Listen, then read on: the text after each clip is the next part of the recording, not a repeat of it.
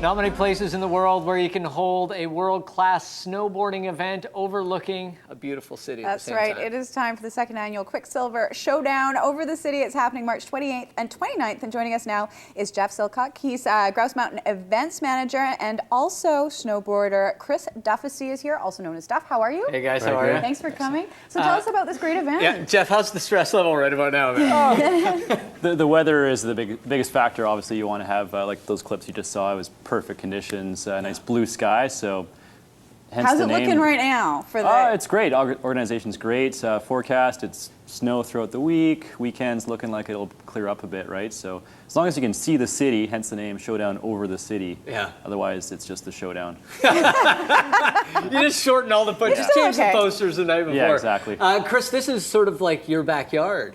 This event for you. It is. Grouse is one of our main sponsors for snowboarding, and yeah, it's basically 10 minutes to the bottom of the hill. Very nice. How long have you been riding for?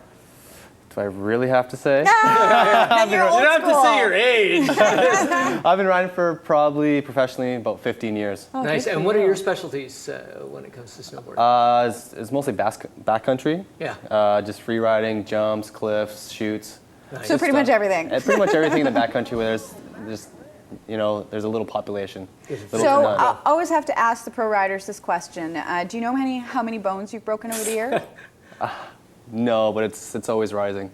It's constantly clicking up. Are you a real sort of advocate for this mountain and this event? It's the second time it's happening, and really, I mean, you know, like Jeff said, on a clear day, this is like no other event, I think, in the world. So you out there and talking to guys and saying you got to come to this and check this out when it happens. Well, yeah, I kind of want to do that, but at the same time, I kind of want to win, so I want to keep it to myself. only the lousy guys are Exactly. Well, I guess you could come and you can come, but you never know. But at the same time, you know, you're snowboarding, you get to see the city, you know, and it's the best of both worlds. Yeah. And a great prize pack as well for this one. And you guys have managed to attract some great riders coming. Yeah, exactly. There's riders from around the world, both pros and amateurs. We have a big qualifying event on Friday day where locals, whether you're from Whistler, Vancouver, across Canada, we're attracting a lot of the next level, the up-and-comers. Now explain this, because I know a lot of ears went up in the air when you said that this one is open for amateurs and local riders. So explain how that whole process works. Well, basically on Friday there's a qualifying round where we're selecting the top 6 who can ride on Friday night and Saturday with the invited, which is a list of 40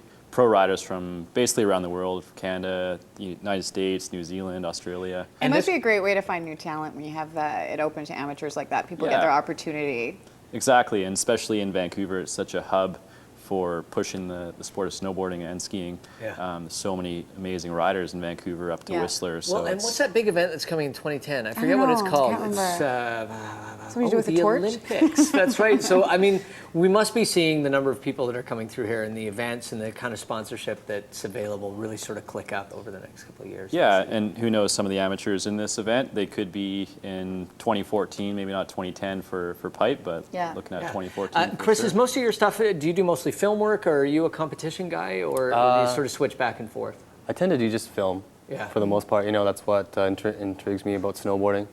And I can leave all these like younger kids to do their thing on the hard icy jumps at the end of the day. Does it blow you away? That's smart thinking. When you go to a competition like this and you're watching it, I mean, some of the things that these guys do in competition is just, I mean, it's almost disgusting that they can do it. Is it fun for you to go and watch and see what people are doing and get a little bit of inspiration from some of these guys? It does, yeah. It definitely inspires me to see snowboarders coming up, you know, and having the popularity grow. It's a great thing to have competitions like this at Grouse. So. Yeah. How much have you seen the sport change over the years as far as what people can do? I mean, you've been doing it for a while, so a lot of things have changed in the world of snowboarding, I would imagine. It's whatever your imagination can think, you know. It can take you anywhere, and it's just progressed so much, you know. You have the hills helping out snowboarding. You have so much extra, you know. I remember I used to do half-pipe contests. We dig the half-pipes. Now there's tools to make the half-pipes, you know. Not tools, like, there's one big-ass machine that does exactly. it. How did you sort of get discovered and sort of get your foot in the door when it came to film and sponsorship and actually making money and making a living doing this? It's actually through contests.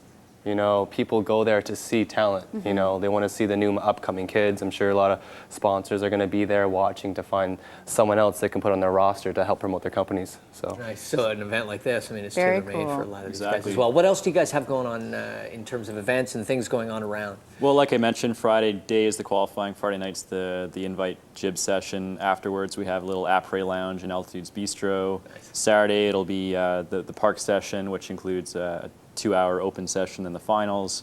We have the Rusty Rail Beer Garden barbecue open, so that'll be great. Whether I could it's compete in that. yeah, exactly. It's Fiona actually That's, rules the beer I do. garden. It's quite I do. impressive to watch. Well, you can Excellent. go to the website to find out more information at showdownoverthecity.ca. This once again is happening at Grouse Mountain March 28th and the 29th. Yeah, great event. Go and check it out. Take the family, take the kids, take a couple friends, and look for Fiona in the beer tent will. as well. She'll That's be where I'll there be. hanging out. I want to thank you guys for joining us. Thank you so Thanks much. for having Very us. much. We're going to take a break. When we come back, Ian Merkel will be joining us after this to talk about the Vancouver International Jewish Film Festival. I put an international in there, but it's Everything's obviously- international It's today. international. It's from around the world. We'll be right back to talk about some of the best right after this.